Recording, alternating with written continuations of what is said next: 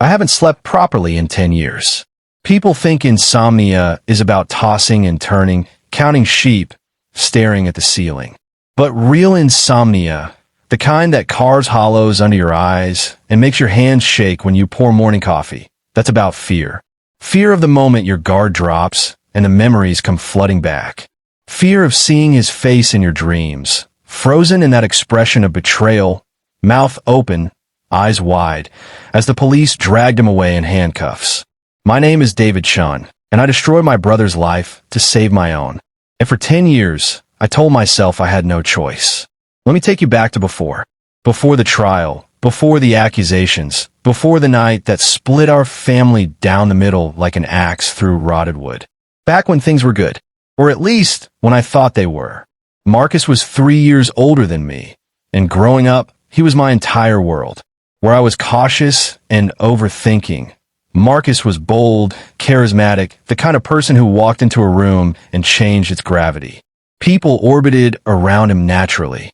He had this laugh, loud and unself-conscious, that made everyone around him want to laugh too. Our parents died in a car accident when I was 19 and Marcus was 22. A drunk driver on the interstate, gone in an instant. The grief was a black hole, but Marcus held us together. He dropped out of his senior year at business school to take over Dad's small construction company. He worked 18-hour days, came home exhausted and paint-splattered, but he always made sure I had what I needed to finish college. "You're going to be the first Dr. Chen," he'd say, ruffling my hair even though I was too old for it. Someone in this family needs to make the smart choices. I was studying molecular biology at UC Berkeley, dreaming of research positions, maybe teaching. Marcus never made me feel guilty about staying in school while he sacrificed. He was proud. God, he was so proud. By the time I graduated with my PhD at 26, Marcus had transformed Dad's struggling business into something legitimate. Chen and Associates Construction had contracts all over the Bay Area. He'd hired a team, bought better equipment, moved into an actual office instead of working from our parents' garage. He met Sarah, a kindergarten teacher with a smile that could disarm anyone, and they got engaged within a year. I was the best man at their wedding. In my toast, I called Marcus my hero, my rock, the best brother anyone could ask for. I meant every word. Sarah squeezed my hand afterward, her eyes shining. "You know, he talks about you constantly," she whispered. "How proud he is. How you're going to change the world." I got a postdoc position at a private biotech firm called Meridian Therapeutics. The pay was incredible, nearly triple what I'd make in academia. The research was cutting edge, focusing on gene therapy for degenerative diseases. I was finally contributing, finally able to help Marcus for once instead of always taking. I bought him dinner at an expensive restaurant to celebrate. We ordered too much food and drank expensive whiskey, and Marcus kept shaking his head in wonder. Little brother, working for a company that's going to cure Alzheimer's. Mom and Dad would be losing their minds right now. "We're both doing okay," I said, feeling warm and content. "You build a business from nothing." "I'm just playing in a lab." "Just playing?" Marcus scoffed. "Dave, you're brilliant. Don't diminish that." That was 2 years before everything fell apart. 2 years of normalcy, where I dove deep into my research and Marcus's business continued to grow. Sarah got pregnant. They bought a house in Oakland with a backyard for the baby. Marcus called me, breathless with excitement, to announce they were having a girl. They were going to name her Grace, after our mother. I should have noticed the changes earlier. Looking back, the signs were there, written in a language I didn't want to read. Marcus started looking tired. Not just tired, hollowed out like something was eating him from the inside. He'd show up to Sunday dinners with dark circles under his eyes, his legendary appetite reduced to picking at his food. When I asked if everything was okay with the business, he'd wave me off. "Just growing pains," he'd say. "Expanding too fast. I've got it under control." Sarah pulled me aside one evening when Marcus was in the bathroom. "David, I'm worried about him," she said quietly. "He's not sleeping. He won't talk to me about what's bothering him. Have you noticed anything?" I promised I'd talk to him. I didn't. I was drowning in my own work. A critical phase in our research trials, 18-hour days in the lab, my entire career trajectory balanced on the success of this project. I told myself Marcus was fine. He was always fine. He was the strong one. Then came the morning that changed everything. I was in the lab, running genetic sequencing when my phone buzzed. A text from an unknown number. Check your email. Now, the email had no subject line. The sender was anonymous, routed through what looked like a disposable account. But the attachment, a single PDF, made my blood run cold. It was a financial document, a forensic accounting report, according to the header, and it detailed systematic embezzlement from Meridian Therapeutics' research budget over the past 8 months. Funds diverted, invoices falsified, money disappearing into shell accounts. My hand started shaking before I even reached the bottom of the first page, because there, highlighted in yellow, was my name, my employee ID number, my digital signature on approval forms I'd never seen before, requisitions for equipment that had never arrived, payments to vendors that didn't exist. Someone had been stealing from Meridian Therapeutics, and they'd made it look like me. The room tilted. I gripped the edge of the lab bench, tried to breathe. This was impossible. I hadn't done any of this. I was meticulous with documentation, paranoid about proper procedures. Every grand dollar was precious. I would never. My phone rang. The same unknown number that had texted me. I answered with trembling fingers. Who is this? Dr. Chen. The voice was male, electronically distorted, like something from a movie. I hope you've had a chance to review the document I sent. I don't know what this is, I said. My voice sounded strangled. This is fake. I never. It doesn't matter what you did or didn't do. The voice interrupted. What matters is what it looks like. And right now, it looks like you've been embezzling research funds. Nearly $300,000 over 8 months. That's a federal crime, Dr. Chen. Prison time. Your career destroyed. Your brother's niece growing up knowing her uncle is a thief. What do you want? The words came out as a whisper. Smart question. I want you to do absolutely nothing. Don't go to the police. Don't tell Meridian Security. Don't breathe a word of this to anyone. In 1 week, you're going to receive instructions. Follow them exactly, and this document disappears. No one will ever know it existed. Refuse, and this gets sent to the FBI, the company's board, and every major news outlet in California. You can't. 1 week, Dr. Chen. Think about your future. Think about what you have to lose. The line went dead. I sat there in the empty lab, the fluorescent lights humming overhead, and felt my entire world collapsing inward. Someone had framed me. Someone had spent months building a perfect false trail leading directly to my door. And now they own me. I should have gone to the authorities immediately.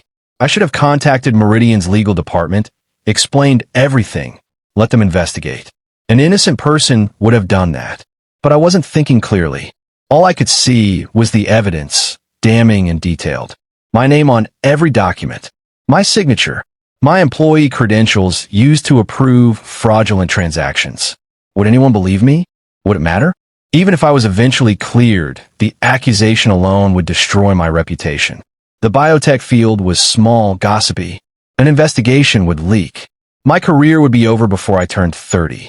And the research. God, the research. We were so close to a breakthrough in treating ALS. If I became the center of an embezzlement scandal, the project would be shut down, the funding pulled, years of work abandoned. Patients who might have been helped would never get the chance. I told myself I'd wait. See what the blackmailer wanted. Maybe I could figure out who was really behind the embezzlement and expose them. I was intelligent, methodical. I could handle this. I told myself a lot of comforting lies that week. Marcus called me 3 times. I didn't answer. Sarah texted asking if I wanted to come see the ultrasound photos of the baby. I said I was busy with work. Every moment felt like walking through a nightmare in slow motion, waiting for the other shoe to drop. The instructions came exactly 1 week later. Another anonymous email, this time with a video attachment. The video was security footage from what looked like a parking garage. Night vision grainy and washed out. The timestamp showed a date from 6 months ago. And there was Marcus, my brother, carrying a heavy duffel bag to his truck. He looked around nervously, then loaded the bag into the bed and drove away. The next clip showed him at a construction site, one of his projects. He was meeting with someone, a man in an expensive suit I didn't recognize. They shook hands. The suited man handed Marcus an envelope. Marcus counted what looked like cash inside, then nodded and walked away. The third clip made my stomach turn. Marcus in what looked like a warehouse, accepting delivery of construction materials. But there was something off about the interaction. The way Marcus kept looking at his phone. The way the delivery driver handed him paperwork that Marcus immediately crumpled and threw away. The video ended. A text document opened automatically. Your brother has been involved in a construction fraud scheme for the past year. False billing, inferior materials, kickbacks from suppliers. He's stolen over $800,000 from his clients. The evidence is comprehensive. If exposed, he'll face criminal charges, financial ruin, and prison time. His pregnant wife will lose everything. His unborn daughter will grow up with a convicted father. Here's what you're going to do. Your company has a government contract for a medical research trial starting in 3 months. You'll provide us access to the trial database. You will falsify certain patient results. Nothing that will hurt anyone, just data manipulation that will ensure the trial succeeds and Meridian secures future government funding. In exchange, both sets of evidence, yours and your brother's, disappear forever. Refuse, and we release everything. You both go down. 2 brothers, 2 criminals. Make your choice. You have 48 hours. I watched the video 17 times that night, looking for signs of manipulation, for evidence it was faked, for anything that would prove this was a lie. But Marcus's face in those clips, the guilt written all over it, the furtive glances, the nervous energy.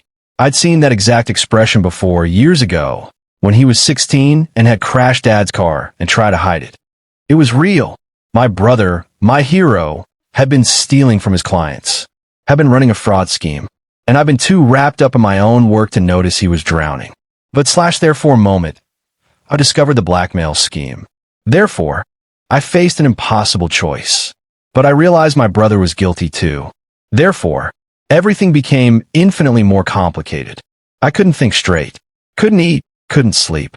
The walls of my apartment felt like they were closing in. I kept staring at my phone, willing it to ring, willing Marcus to call me and somehow explain all of this away. He didn't call. I did. Marcus sounded happy, relieved. Man, I've been trying to reach you. Are you okay? Sarah's been worried. I need to see you, I said. My voice sounded mechanical to my own ears. Tonight. Just us. Something in my tone must have registered. Marcus went quiet. Okay. Yeah. Our spot. Our spot was a bar near the water where we used to go after particularly hard days. Dark wood, good whiskey, private booze in the back. I arrived first and ordered a double bourbon. Then another. By the time Marcus slid into the booth across from me, I was 3 drinks in and still stone cold sober. Jesus, Dave. You look like hell. Marcus's face was etched with concern. What's going on? I slid my phone across the table, the video queued up. Tell me this isn't real. I watched his face as he pressed play. Watched the color drain from his cheeks. Watched his hands start to shake. When the video ended, he set the phone down very carefully, like it might explode. Where did you get this? His voice was barely audible. Is it true? Marcus closed his eyes. Dave, is it true? I was gripping my glass so hard I thought it might shatter. Did you steal from your clients? Did you defraud people who trusted you? It's not that simple. Yes or no, Marcus? The words hung between us, a chasm opening. When Marcus finally spoke, his voice was hollow. Yes. The bar spun around me. How could you? How could you do that? You built that business from nothing. Dad would be what, Dave? Marcus's eyes were suddenly fierce, angry. Dad will be disappointed? Dad's dead. He's been dead for 7 years. And you know what he left us? Debt. The business was underwater when he died. There was no money, no safety net. Just me, trying to hold everything together while you finished your fancy degree. I never asked you to. I know. Marcus slammed his hand on the table, drawing stares from nearby patrons. He lowered his voice. I know you didn't ask. I did it because I'm your brother. Because someone had to. But Dave, the pressure, you have no idea. The contracts, the competition, the constant fight to keep the business afloat. I made some bad deals. Got in bed with the wrong people. and then I was in too deep to get out. So you committed fraud. You stole from people.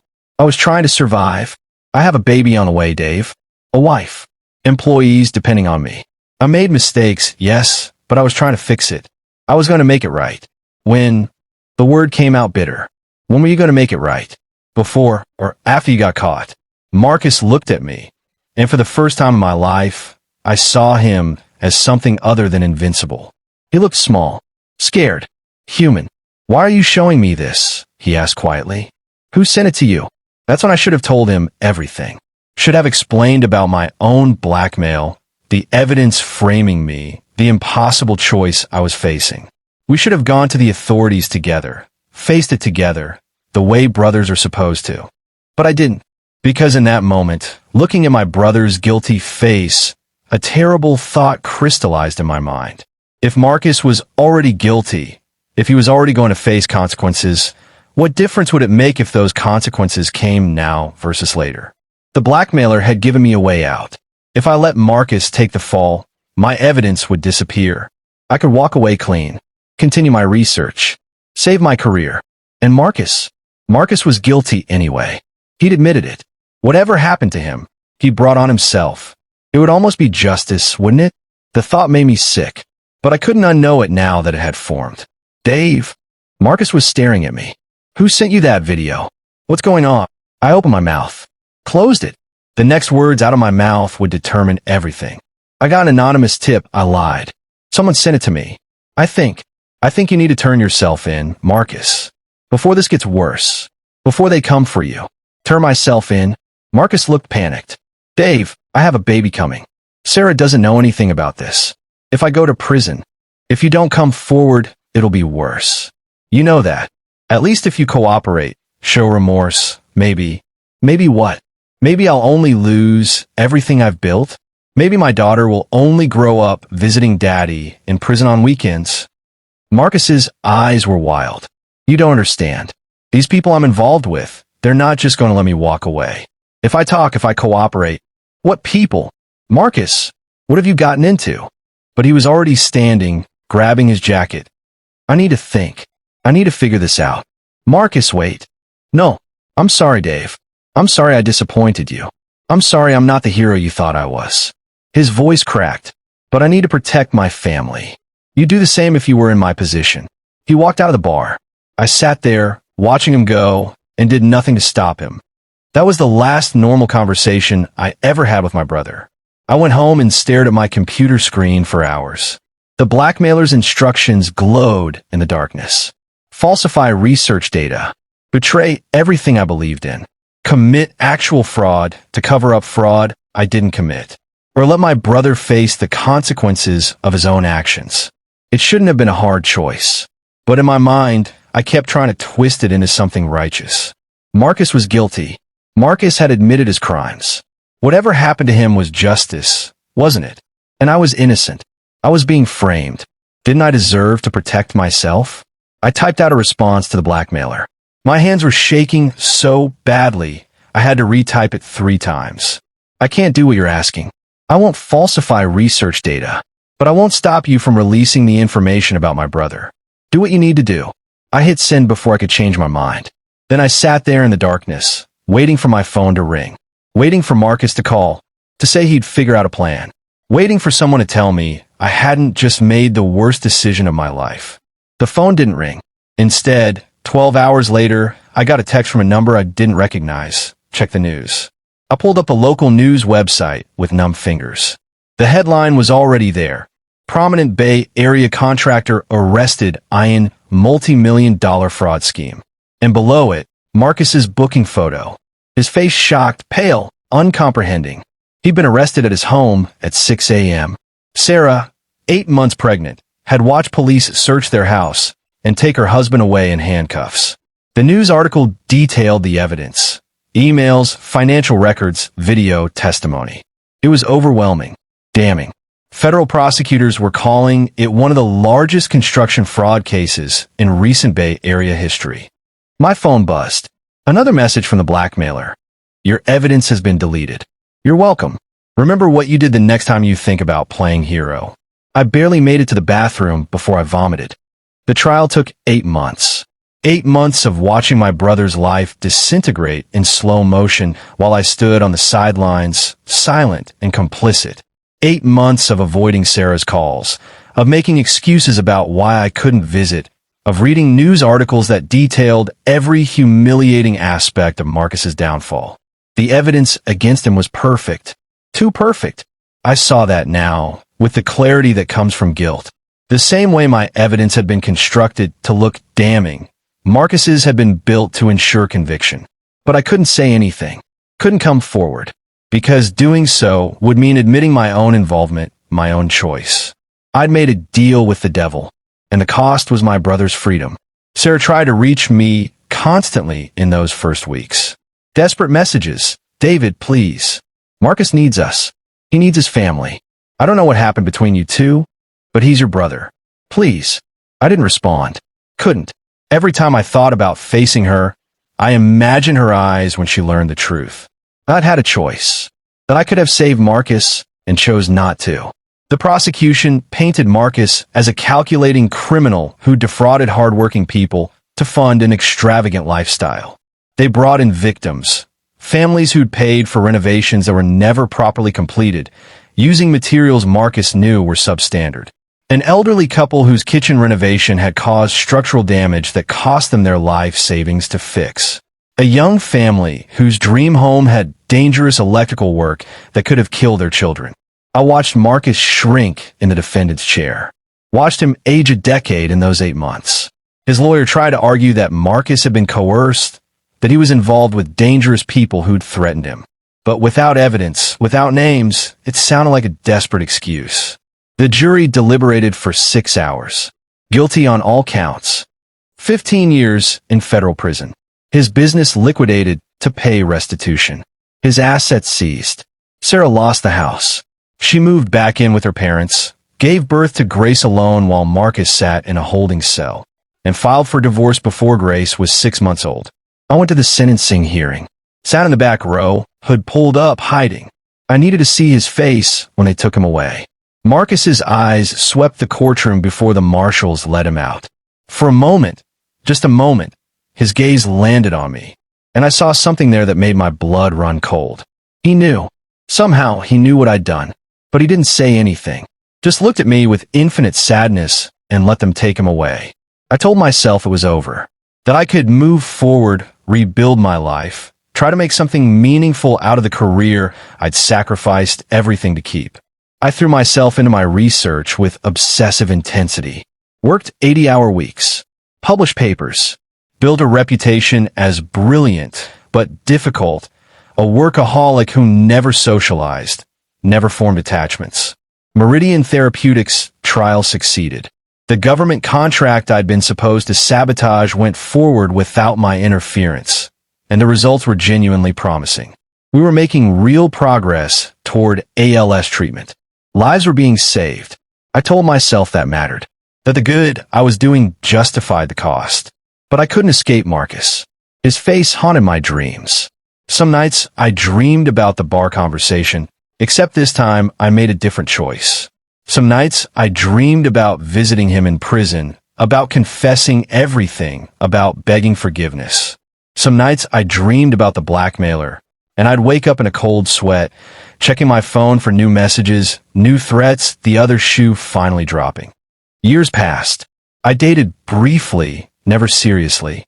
How could I let anyone get close when I was walking around with this weight? My colleagues thought I was married to my work. The truth was I was married to my guilt. Sarah sent me one final message, 3 years after Marcus was sentenced. I don't know what happened between you and Marcus. I don't know why you abandoned him when he needed you most. But Grace asks about you sometimes. She's seen photos. She wants to know why her uncle doesn't love her. I don't know what to tell her. If you ever find your conscience again, we're at my parents' house in Fremont. But honestly, David, don't bother. We've learned to live without you. I saved that message. Read it every night for a month until the words were burned into my brain. Then I blocked her number. There for a moment, Marcus went to prison. Therefore, I tried to move on. But my guilt consumed me. Therefore, I isolated myself completely. But I couldn't escape what I'd done. 5 years after Marcus's conviction, I was working late in the lab, my usual state, when my computer pinged with an unusual notification. Someone had accessed my personal file server, the encrypted drive where I kept sensitive research data. Heart racing, I pulled up the access logs. The intrusion had happened from an external IP address I didn't recognize, using administrative credentials that shouldn't exist. Someone had bypassed multiple security layers and downloaded files from my archive folders. Not current research data. They'd gone straight for old files. Personal files from years ago. Files from the period when I was being blackmailed. I kept everything, paranoid that destroying evidence might somehow be traced back to me. Every email from the blackmailer. Screenshots of the falsified evidence against me. Documentation of everything that had happened. I'd encrypted it, hidden it, told myself it was insurance. Now someone had taken it. I worked through the night, trying to trace the breach. The intruder had been sophisticated, routing through multiple proxy servers across different countries. But they'd left one tiny footprint, a fragment of metadata in one of the copied files that suggested the destination machine was somewhere in Oakland. Oakland, where Marcus's old house had been, where Sarah had lived before the divorce. But that didn't make sense. Sarah didn't have the technical skills for this kind of hack. She was a kindergarten teacher, not a cybersecurity expert. Unless my phone rang at 3 a.m., making me jump. Unknown number. I answered throat dry. Hello. Dr. Chen. The voice was familiar, but it wasn't electronically distorted this time. It was natural, human, and somehow that made it more terrifying. I hope you've noticed your missing files. Who is this? But even as I asked, pieces were clicking together in my mind. The Oakland IP address. The timing. The precision of the theft. You don't remember me? I'm hurt, David. We worked together for almost a year before you got me fired. Ethan Monroe, senior researcher in your department. The one you blamed when your projects started showing irregularities. My mouth went dry. Ethan Monroe. I'd barely thought about him in years. He'd been a colleague at Meridian, brilliant but arrogant, constantly cutting corners. He'd been terminated for ethical violations in his research protocols. I've been part of the review board that recommended his dismissal. You were stealing research funds, I said, my voice barely above a whisper. Falsifying data. You were caught. I was framed, David, just like I framed you. Ethan's voice was smooth, pleased with himself. You never figured out, did you? That I was the blackmailer. That all of it. Your evidence, your brother's evidence. I created it all. The room spun. You why? Why would you? Because you destroyed my career. You stood up in that review board and recommended my termination with such righteous conviction. Do you remember what you said? That people like me had no place in research. That I was a disgrace to the field. His voice turned cold. So, I decided to show you what real disgrace looks like. Show you what it feels like to have everything you've worked for balanced on a knife's edge. Marcus. The name came out choked. My brother was innocent. You destroyed his life. Your brother was guilty, David. Maybe not of everything in my evidence, but he was running a fraud scheme. I just expedited his consequences. And you? You chose to save yourself. You made that choice. You chose your career over your brother. I just gave you the opportunity. What do you want? My hand was shaking so badly, I nearly dropped the phone. Why are you telling me this now? Because it's not over, David. I want you to understand that. I've spent 10 years watching you from a distance. Watching you build this perfect little reputation. Watching you publish papers and give speeches and act like you're some kind of hero researcher saving lives. And the whole time, I've been waiting. Waiting for what? For the perfect moment to finish what I started. You see, those files I took from your server? They're very interesting. Proof that you were blackmailed, yes. But also proof that you chose to let your brother take the fall. That you knowingly allowed an innocent man to be convicted. That's conspiracy, David. Obstruction of justice. You could join your brother in prison. I'll go to the police myself. I'll tell them everything. Will you? After 10 years? They'll ask why you waited. They'll see that you let your brother rot in prison while you built your career. They'll wonder what kind of person does that. And even if they believe you, even if they acknowledge the blackmail, you'll still lose everything. Your reputation, your position, your research. Everything you sacrificed your brother to keep. He was right. God help me, he was right. What do you want, Ethan? I want you to understand what you are, what you did. I want you to carry that knowledge every single day. He paused. But I also want something else. Something practical. You're about to start human trials on that ALS treatment protocol. The one that's going to make Meridian billions and win you every award in the field. My blood turned to ice. No, you're going to falsify the results. Make the treatment look more effective than it really is. Help push it through approval faster.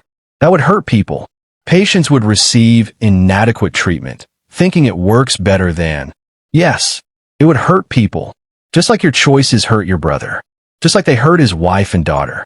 I want you to feel what it's like to compromise everything you believe in. I want you to become exactly what you were so sure I was. I won't do it. Then I release everything. The evidence of your blackmail. Proof that you chose to frame your brother. And this time, I'll also release evidence of your current research irregularities. Yes, I've been planning those too. Falsified data that makes it look like you've been manipulating results for years. You'll be ruined, discredited, prosecuted. Your brother will have his conviction vacated. But it won't matter because he's already lost everything. And you'll lose it all too. Was it worth it, David? 10 years I'd thought I'd gotten away with it. 10 years I told myself the choice I made was justified. But I'd never escaped it all. I'd been in a cage the whole time, and Ethan had been holding the key. The line went dead. I sat in an empty lab, surrounded by equipment that represented years of work, and felt the walls of my carefully constructed life finally closing in completely. I had 48 hours to decide. Exactly the same amount of time Ethan had given me 10 years ago. But this time was different. This time, I understood what choice I was really making. I didn't sleep. Couldn't. I pulled up every file I had on Ethan Monroe, everything I'd kept from the old investigation. His termination records, his research protocols, his personnel file. And that's when I found something strange. In Ethan's employment records, there was a reference to an external consultant he'd worked with on a rejected research grant. The consultant's name was Robert Callahan. The name meant nothing to me, but the company he worked for did. Callahan Construction Solutions. I ran a search. Robert Callahan had been one of Marcus's subcontractors. One of the people who'd testified against him at trial. What were the odds? I dug deeper, running searches through business registries, cross-referencing names and dates. And slowly, a picture began to emerge that made my stomach turn. Ethan Monroe and Robert Callahan had been business partners years ago, before Ethan came to Meridian. They'd run a consulting firm together that had collapsed amid accusations of fraud. They'd both escaped prosecution, but had parted ways publicly. Publicly? But had they really? I looked at the timeline. Ethan had joined Meridian Therapeutics 3 months before his ethics review. Robert Callahan had started working with Marcus's construction company around the same time.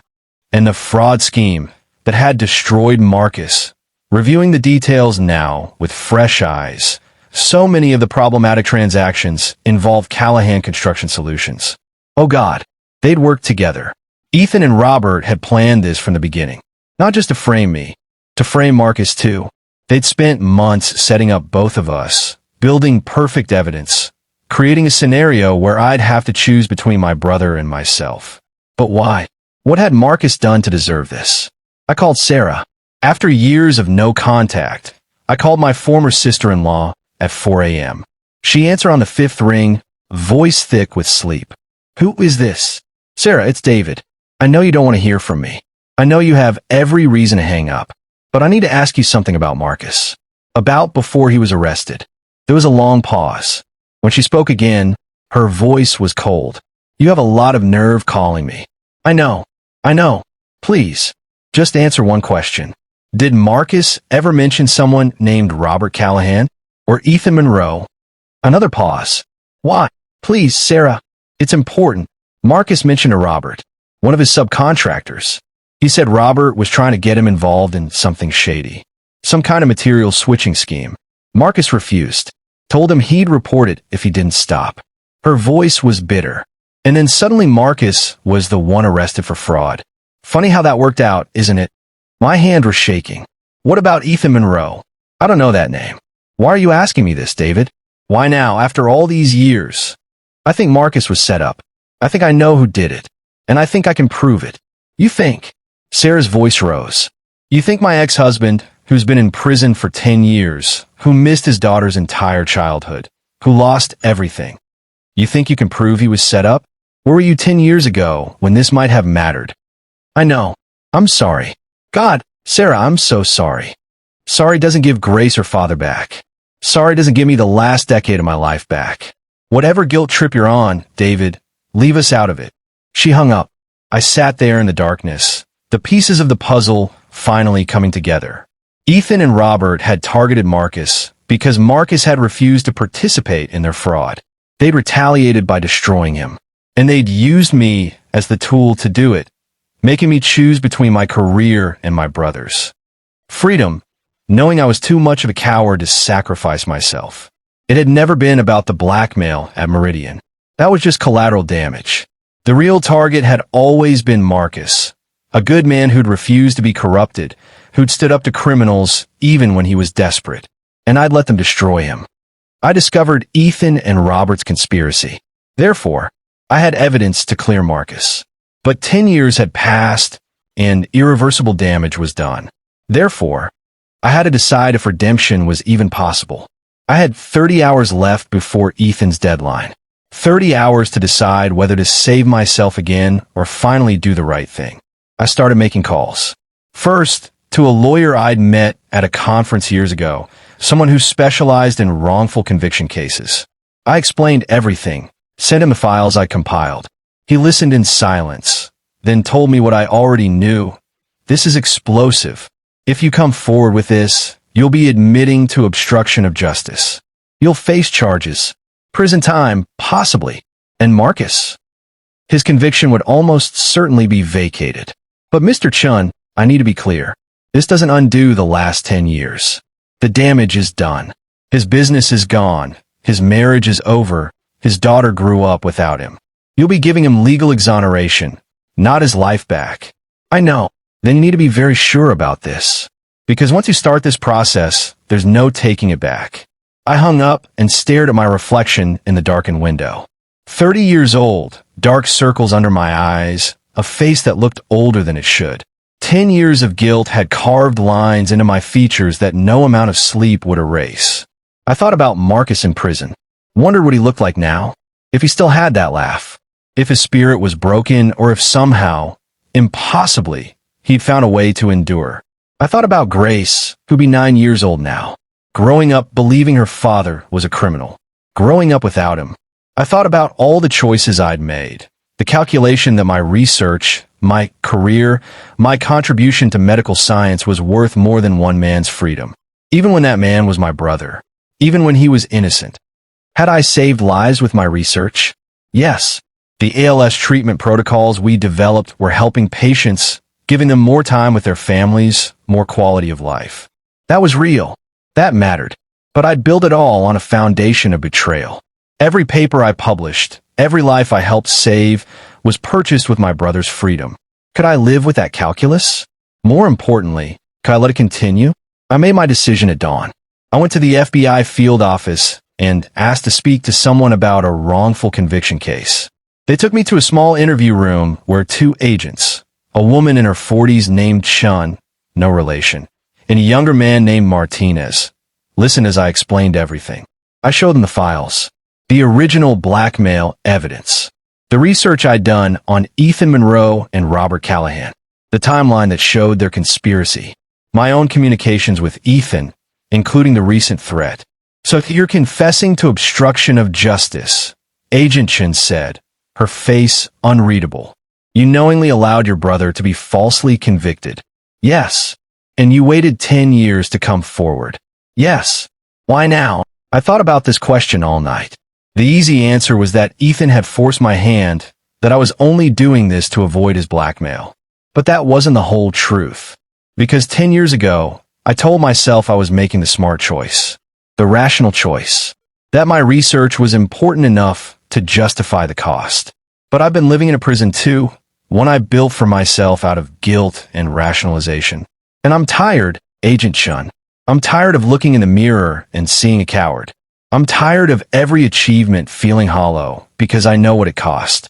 My brother deserves the truth. He's deserved it for 10 years. I'm just finally brave enough to give it to him." Martinez leaned forward. "You understand that you'll be charged? That you could face significant prison time?" "I understand. And you're still willing to do this?" I thought about Marcus's face in the courtroom, the moment before they took him away. The infinite sadness in his eyes. The knowledge I'd seen there. I should have done it 10 years ago. The agents exchanged glances. Agent Chen nodded slowly. "Okay, let's start from the beginning. We're going to need every detail you can remember." The interview lasted 14 hours. They brought in federal prosecutors, brought in investigators from Meridian Therapeutics, brought in specialists who analyzed the digital evidence I'd provided. They verified my claims about Ethan Monroe and Robert Callahan, discovered that both men had disappeared, fled the country, probably once they realized I'd gone to the authorities. They arrested me at the end of the interview. Read me my rights. Took my photo, my fingerprints. "Let me make one phone call." I called Sarah. She answered but didn't speak, just waited. "I turned myself in," I said. "To the FBI. I told them everything about what happened to Marcus. They're reopening his case." Silence on the other end. Then quietly, "Why?" "Because I should have done it 10 years ago. Because Marcus was innocent, and I let him pay for my cowardice. Because Grace deserves to know her father isn't a criminal." My voice cracked. "Because I'm sorry, Sarah. I know sorry doesn't fix anything. I know it doesn't give you back what you lost. But I'm sorry. Are you going to prison?" "Probably." "Good." Her voice was hard. "You deserve it." "I know." She hung up. They kept me in federal custody while they investigated. My lawyer, a public defender named Amy Reeves, who looked barely older than me, explained that I was facing serious charges. Obstruction of justice. Conspiracy. Possibly accessory after the fact. "The prosecutors are willing to consider a plea deal," she said during one of our meetings. "If you cooperate fully, testify against Monroe and Callahan if they're caught, they might reduce the charges. You could be looking at 5 years instead of 15. "What about Marcus? When does he get out?" "The motion to vacate his conviction has been filed. With the evidence you provided, it should go through quickly." "But David, you need to focus on your own case right now." I shook my head. "My case doesn't matter. Just make sure Marcus goes free." The hearing to vacate Marcus's conviction was scheduled for 6 weeks later. I wasn't allowed to attend. I was in custody awaiting my own trial.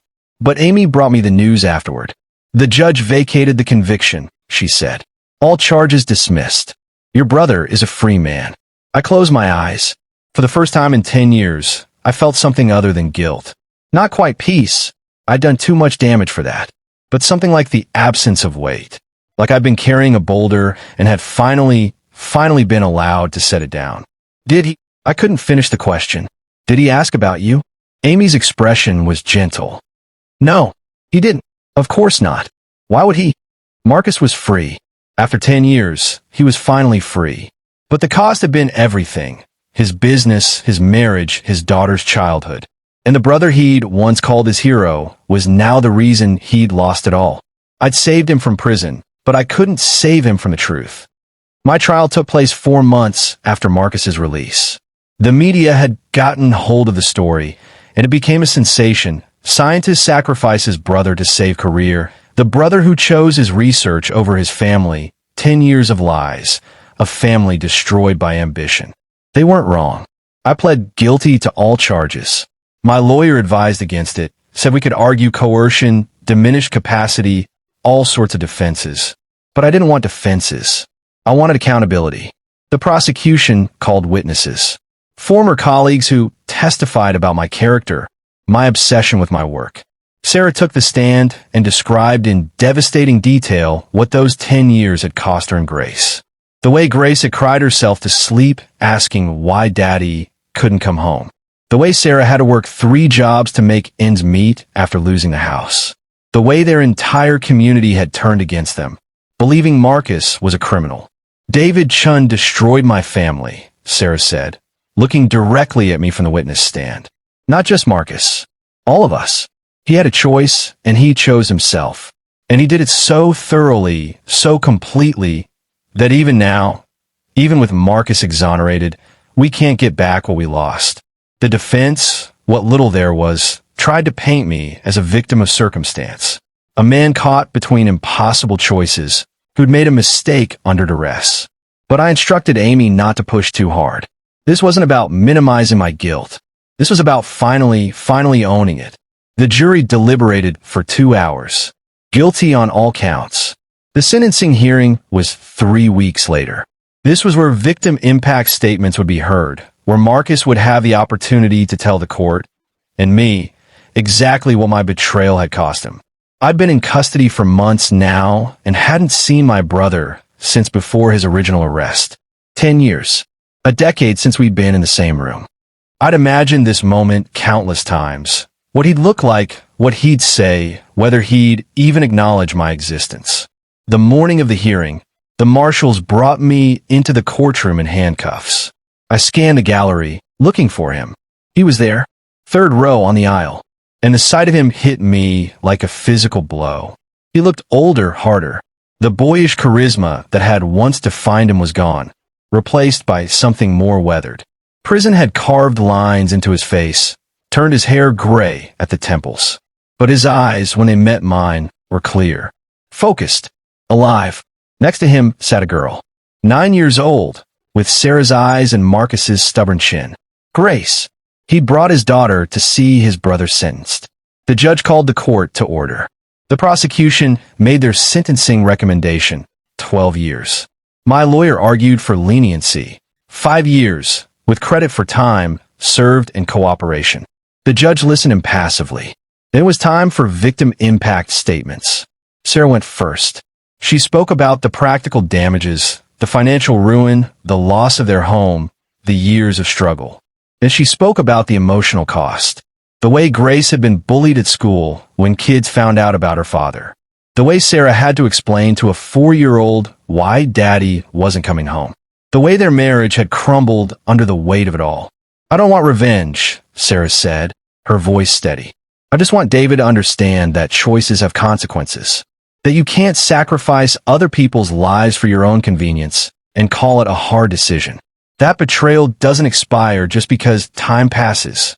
Then the judge looked at Marcus. Mr. Chen, would you like to make a statement? Marcus stood slowly, walked to the front of the courtroom, stood at the podium less than 10 feet from where I sat. He didn't look at me, just stared straight ahead at the judge as he spoke. Your Honor, I spent 10 years in federal prison for crimes I didn't commit. I lost my business, my marriage, my home. I miss my daughter's entire childhood. Her first steps, her first words, her first day of school, her 9th birthday. I missed it all because I was in a cage, being punished for something I didn't do. His voice was flat, emotionless, reciting facts. People want me to be angry. They want me to rage at my brother, to demand maximum punishment, to make him suffer the way I suffered. And I was angry. For a long time, I was so angry I couldn't see straight. I'd lie in my cell at night, thinking about David, about his choice, about how he'd had the power to save me and chose not to. That anger was the only thing that kept me going some days. He paused, took a breath, and finally looked at me. But then I got out, and I met my daughter, really met her for the first time since she was a baby. And she looked at me with these big eyes and asked me if I hated her Uncle David. If that's why we never talked about him. If that's why there were no pictures of him in Grandma's house. Grace was watching him from the gallery, her face solemn. And I realized something, Your Honor. My daughter is 9 years old. She's growing up in a world where the adults in her life have taught her that betrayal is normal. That family abandons family. That when things get hard, you save yourself. What kind of lesson is that? What kind of person will she become if that's what we show her? Marcus's voice grew stronger. I want to be clear. What David did was wrong. Unforgivably wrong. He made a cowardly choice, and he let me pay for it for a decade. Part of me will never forgive him for that. But the other part of me, the part that's a father that's trying to raise a good person in this world, that part understands that punishment alone doesn't heal anything. It doesn't give me back my years. It doesn't repair my relationship with Grace. It just creates more pain. He turned to fully face me now. David, you destroyed my life. You took everything from me. And I need you to know that I understand why. I understand that you were scared, that you were trapped, that someone put you in an impossible situation. But you still made a choice. You chose yourself. And that choice cost me everything. Tears were running down my face now. I couldn't stop them. But I'm not going to let it cost Grace her future. I'm not going to let it turn her into someone who believes that revenge and punishment are the only responses to betrayal. So I'm going to tell you something, and I need you to hear it, really hear it. He leaned forward, hands gripping the podium. I forgive you. The courtroom went completely silent. I forgive you, Marcus repeated. Not because you deserve it. Not because it erases what you did. But because I refuse to let your choice define the rest of my life. I refuse to carry this hatred forever. I refuse to teach my daughter that we destroy people who hurt us, even when they're family, even when they deserve it. His voice cracked for the first time. You were my little brother. I loved you more than anyone in the world. I would have done anything for you. And you betrayed me in the worst way possible. But you're still my brother, David. You're still Grace's uncle. And someday, when you get out, when you've served your time, if you want it, if you've earned it, there might be a place for you in our lives again. Not the place you had before. That's gone forever. But something. Maybe. He straightened up, looked back at the judge. Your Honor, I'm not asking for leniency. That's not my place. I'm just asking that whatever sentence you give, you remember that there's a little girl watching these proceedings who needs to believe that people can be better than their worst choices. That redemption is possible. That families can heal, even when they're broken. Marcus returned to his seat, put his arm around Grace, who leaned into him. The judge was quiet for a long moment, studying documents in front of her. Then she looked up at me. Mr. Chen, do you have anything to say before I impose sentence? I stood on shaking legs, looked at Marcus, at Sarah, at Grace. I don't deserve forgiveness, I said. My voice was hoarse, barely above a whisper. I don't deserve a second chance. I made a choice that destroyed the person I loved most in the world, and I did it to save myself. That's who I am. That's what I did. I took a breath. But I'm grateful, more grateful than I can express, for what my brother just said. Not because it lessens my guilt. Nothing can do that. But because it shows me who he really is. Shows me what I sacrificed when I betrayed him. I didn't just lose my brother. I lost the privilege of being related to one of the best people I've ever known. I looked directly at Grace. Grace, I'm your Uncle David. You don't know me. You have no reason to trust me or want to know me. But I want you to know that your father is a hero. Not because he was innocent, though he was, but because he's sitting here after everything I did to him, and he's choosing mercy over revenge. That's strength. That's courage. That's the kind of person you should try to become. I turned back to the judge. I'll accept whatever sentence you give. I deserve it. I deserve worse. All I ask is that when I get out, if I get out, I have a chance to spend the rest of my life trying to be worthy of my brother's forgiveness. Even though I never will be. I sat down. The judge took her time, reviewed the sentencing guidelines, considered the prosecution's recommendation and the defense's plea. This is a difficult case, she finally said. Mr. Chen's actions caused tremendous harm to his brother and his family. The loss of 10 years cannot be undone. No sentence I impose can restore what was taken. My heart sank. She was going for the maximum. However, Mr. Chen has also demonstrated genuine remorse. He came forward voluntarily, knowing the consequences. He has cooperated fully with authorities. And his brother, the victim of his betrayal, has shown extraordinary grace in asking this court to consider rehabilitation over pure punishment. She looked at me directly. David Chen, I hereby sentence you to 7 years in federal prison, with credit for time served. You will be eligible for parole after serving 5 years, provided you maintain good behavior and continue to participate in counseling. Additionally, you will be required to perform 2,000 hours of community service upon release, focusing on wrongful conviction advocacy. 7 years. I'll be 37 when I got out. Not young, but not old either. Time to rebuild. Time to try to earn back even a fraction of what I'd lost. Thank you, Your Honor, I said. As the marshals came to take me away, I looked back at Marcus one last time. He was holding Grace, whispering something in her ear. She looked up at me, this little girl I'd never met, and gave me a tentative wave. I waved back, tears streaming down my face. They took me back to my cell, And for the first time in 10 years, I slept through the night. Because I finally understood something. Redemption isn't about erasing what you've done. It's about accepting the consequences and spending every day after trying to be better. I destroyed my brother's life to save my own. Now, I had 7 years to figure out how to live with that. And maybe, just maybe, to become someone worthy of his impossible forgiveness. 3 years later, the visitation room at FCI Dublin was sterile and cold, all concrete and fluorescent lighting. I'd gotten used to it over the years. The harsh aesthetic, the constant noise, the way time moved differently in here. Slower in some ways, faster in others. 3 years gone in what felt like both a lifetime and an instant. I was reading when the guard called my name. Chun, you've got a visitor.